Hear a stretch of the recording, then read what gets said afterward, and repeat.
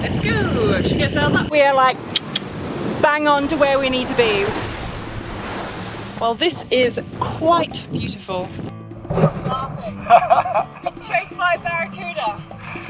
Not funny. It's really funny. It's just like Adam wanted to do some plane spotting. plane spotting. Plane spotting. Welcome to our self-inflicted adventure. I'm Kiara and this is Adam. A few years ago, we walked away from our life on land to pursue travel and adventure aboard our floating home, the Millennial Falcon. Last year saw us improving ourselves and the boat whilst we tackled our first Atlantic circuit. Join us as we come full circle back to the Caribbean, where we'll commence preparations for our next big challenge. Last episode in Sailing Millennial Falcon. I'm going backwards. Going nowhere. It's been a turtle sighting. We must find it. That was amazing. Look at this. Oh, it's stunning up here. It's so beautiful. Pretty much, we are actually preparing to leave. And we're off. We're going to leave here today. We're going to leave St. Martin. We're just going to do a short hop first of all, go down to St. Bart's, have a nice bit of time there. And it's only because it's really annoying. In our preparation to kind of go, there's this bit of like, just crappy weather coming towards us. It's only got like a 20 to 30% chance of a cyclone according to the NOAA. But it also just means that in the wake of it, there's just no wind. Or if there is wind, it's coming from the south, which is obviously exactly where we wanted to go, down to Guadeloupe. So instead, we're just going to try for a short hop today and go to St. Bart's. Oh, awesome, you got the stay sail out. Cheers. You might be thinking, wait a minute, you guys were supposed to leave a week ago to Guadeloupe. Why didn't you do that? And I don't really want to go into it yet because I haven't got resolution on what happened. But essentially, we had problems with the alternator. We've since been in touch with the guys. It was all hands on deck. We believe we have a resolution, but that story hasn't reached its conclusion yet. So I don't want to say anything until I have a conclusive answer. So for now, suffice it to say, we've been waiting for parts. We've got new parts on board.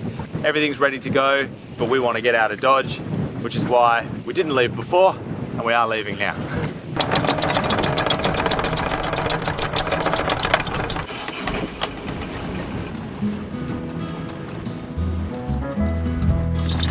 That's 50. Wanna go do the push? Our anchor well is a little bit shallow, so what we get is what we call the Mr. Whippy pile under the horse pipe for the windlass. So when we get to sort of a reasonable scope, just before we sort of will drag, somebody runs down, pushes the pile over, as you can probably hear now, so that we can get the second 50 feet of chain. It's not really that the anchor well's undersized, it just piles up like a Mr. Whippy cone and eventually reaches and starts coming back out here, and then you get a jam.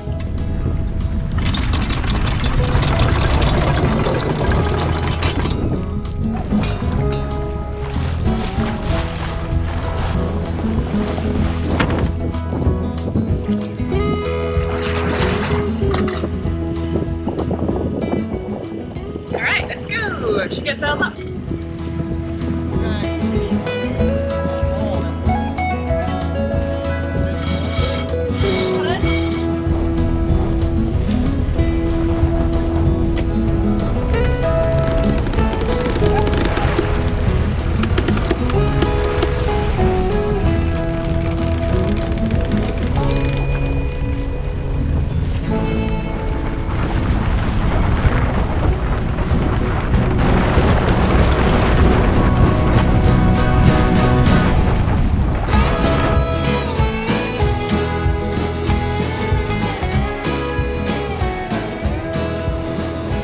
Taking the slow and steady approach at about 4.5 knots, but we are like bang on to where we need to be, which is really, really good. We might not even need to make a tack, which would be cool, but it's glorious day. Blue skies, as Adam loves. Although, in saying that, Oh, sorry. he is, because of the, we've had a few like cloudy days, and there's nothing wrong with cloudy days, but it's just Adam's preference not to sail on cloudy days. So it does mean that trying to find a lovely weather window is a little hard sometimes. So he's trying to like change his mindset to be like, I love cloudy days, I love cloudy days, I love cloudy days, so that we can kind of sail on all days. For somebody with a boat as like robust as this, I spend way too much time agonizing over the weather. Like, oh, it's going to be cloudy, there's too much wind. It's like, that's not something that a person with a Tayana 42 should say lightly. Like, too much wind for us should be like 35 knots plus standard, and other than that it's like, yeah, just go. It might be wet, but it won't be that wild. Whereas then we end up waiting for nice days, and then I go, oh, it's a bit calm, 10 knots, 12 knots, oh, we might have to do a lot of motoring, that would suck, perhaps we should wait for the wind. So I'm stuck between these two things, this like conservative not wanting to go out in the bad stuff because that's just not sensible, and waiting for glorious days and coming up short. So I'm like, you know what? Let's keep Millie where she's happiest, and that's with, you know, lots of wind. And then you have to throw actual blue skies in there too. So makes really it very what hard I'm for hearing sailing is days. Southern Ocean. That's what that is. Okay, so if we can keep this angle, we might just slip through the gap of the main island and Tintamar, another island on the north. Should just slip right on through.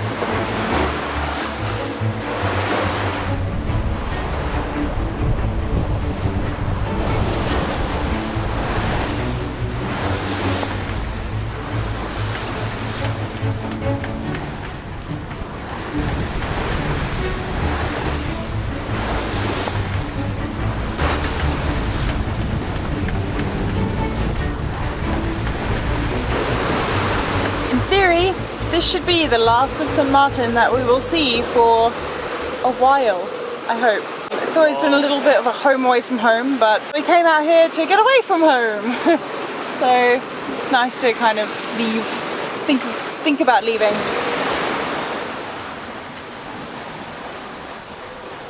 How's your day of sailing been? It's been good. It's been very relaxed. We made good time. The breeze held up. It's supposed to drop off at 3 o'clock, which is 3 hours from now.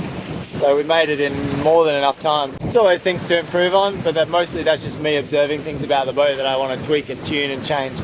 But we're very much, I'm happy with it. I'm happy to be underway. Everything's functioning exactly as it should. St. Martin?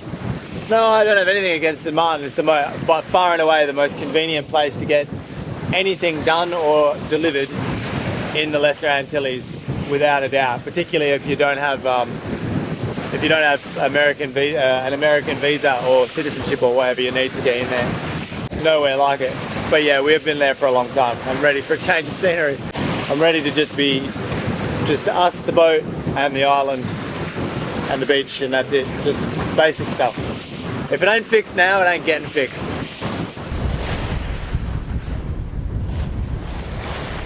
I realised way too late that the stowage plan has kind of gone to the dogs a bit. I heard things going on downstairs and I was like, oh no, that's going to be a little messy. And then I actually peered down and was like, whoa, it looks like we've hit a bloody hurricane or something downstairs. So the stowage plan needs some work, I think. Ready?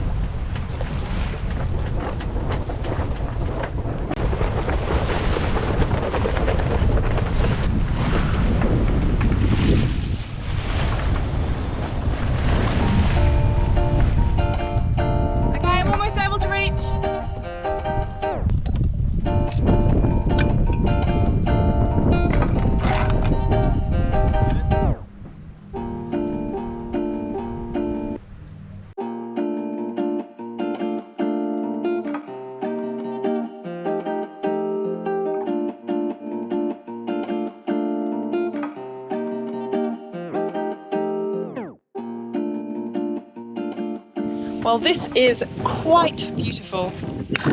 I am very happy to be here today. This is really like beautiful sunshine, lovely water, good sail to get here. It's kind of like one of my perfect days almost. Maybe a swim after. We'll have some lunch first, and definitely I'm keen for a snorkel. Seriously, after being in Elfouche where we had like we just had that turtle, made friends with that turtle. I really want to go snorkeling again. I'm really keen to go snorkeling again. So I'm hoping this isn't too far away from where we saw that turtle. So maybe we might see him again. It's really strange to be tucked in so close to the wall, but we're on a ball. Our swim room is 40 feet and change.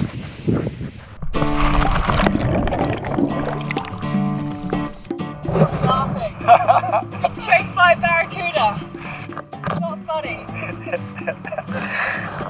It's really funny. Oh, so weird.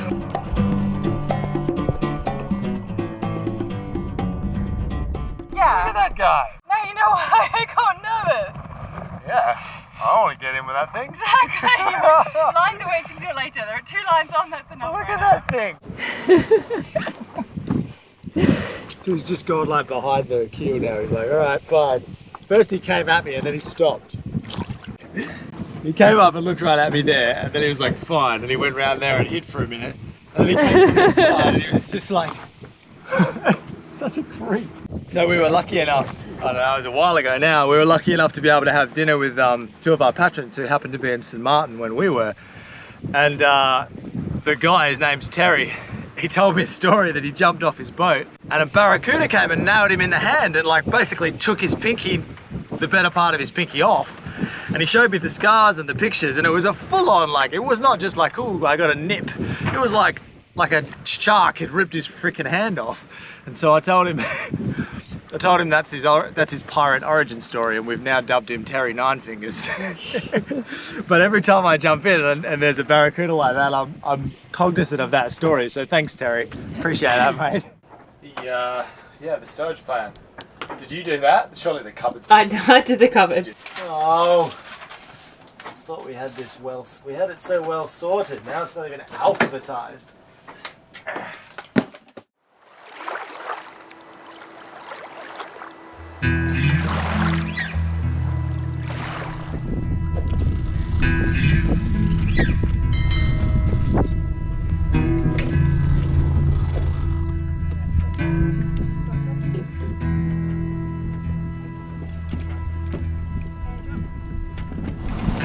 We are off to town. We're going to go print our clearance form and just generally go and stretch our legs, really. It's been a while since I've been out for a walk, so it's time to get some land time in. The main town is Gustavia. It's about 3 miles away maybe, so a little bit of a, no, 3 miles you reckon? Tops, yeah. Tops 3 miles. So it is a little bit of a ways away, but this bay is so nice, I don't want to move. I'd much prefer, now that we have a kick-ass dinghy and an amazing outboard, we can do these journeys, you know? So anyway, we're just going to dinghy around the corner and go check out the main town. I've never seen that point so calm because the swell is so calm lately and the wind is going to drop off even more, so it might be a good opportunity today, or tomorrow rather, or later today, to check out the dive spots there.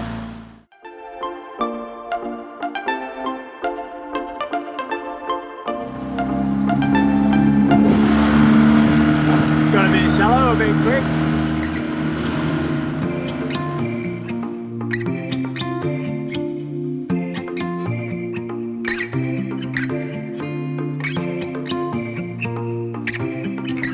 Just remembered shoes. Where are my shoes? My shoes in here. Oh yeah. Hey, that's good. I'm right. No. We're good. No. We were going slow. I'll drive fast, mate. This is a constant issue with us, is forgetting shoes.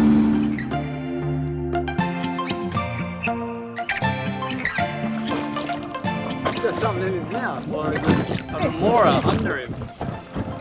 It's a lacheronera. Okay, let's go.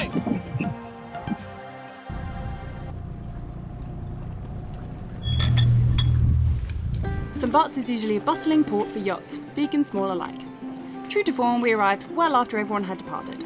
In peak season, these harbour walls are usually full of yachts belonging to the world's rich and famous. But given the timing and the state of Russian affairs, there were no super yachts to be seen. Okay, we're all checked in. We are allowed to be here. Actually, we did it online yesterday, and we just had to print the form out.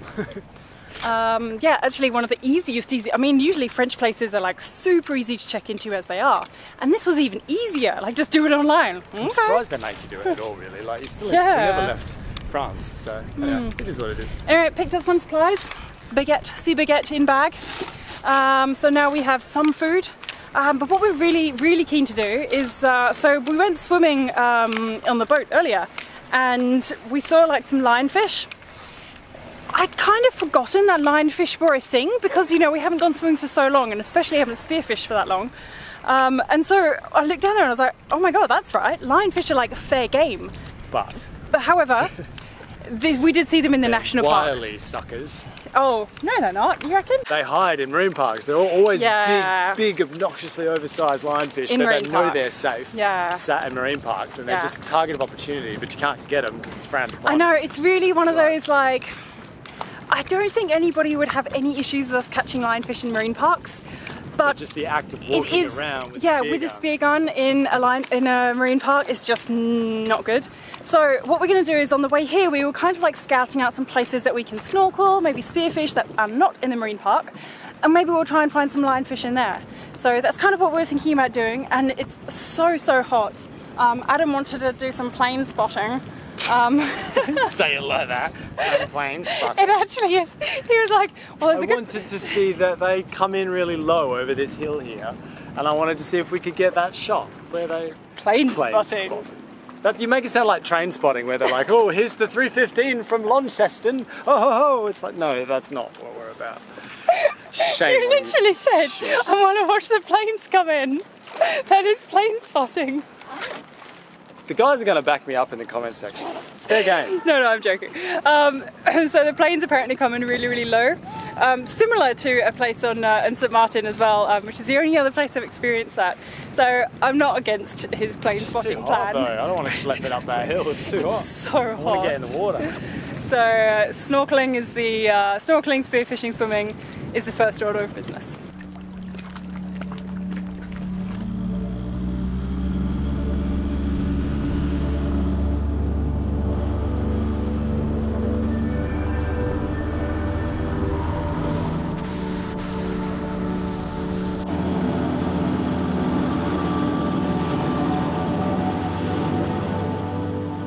Adam got some plane spotting after all.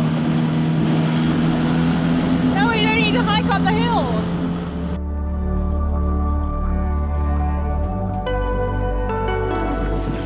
She's looking very well put together.